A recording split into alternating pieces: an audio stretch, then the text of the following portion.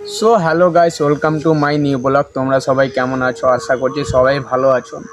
But আমি এতদিন থেকে আমি নিজে ব্লগটা দিতে পারিনি। অনেক ডিপ্রেশনে আছি, এই জন্য আমি ভিডিও আপলোড করতে পারিনি। অনেকে কমেন্ট করে বলেছেন যে দাদা কোথায় আপনার ভিডিও, আপনার ফ্যাক্টরি কোথায় চালু হয়েছে কিনা। জাস্ট আমি কিছু আমার নিজে বাস্তব গল্প তোমাদের মাঝে শেয়ার করছি, কারণ আমি টাইমকে কিন্তু বস ভ্যালু দিইনি। এই জন্যে আমি আজকে এমন জায়গায় এসে একটা সিচুয়েশনে দাঁড়িয়ে আছি, আমাকে নিজের প্রতি একটা ঘিন ঢুকে গেছে। কারণ যে টাইমে আমার কাছে টাকা ছিল, ব্যবসা ছিল, তখন আমি গুরুত্ব লাগাইনি। জাস্ট আমার কাছেও অনেক লোক কাজ করেছে, জাস্ট আমি এমন পরিস্থিতিতে দাঁড়িয়ে আছি, লোকের কাছে কাজ করার পরিস্থিতি নিতে হচ্ছে, কারণ আমি টাইমকে ভ্যালু দিইনি।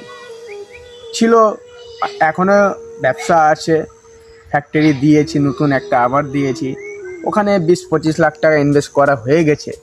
জাস্ট কিছু প্রবলেমের জন্য আমি কাজটা চালু করতে পারিনি। ইনশাল্লাহ আবারও ফ্যাক্টরি চালু করব।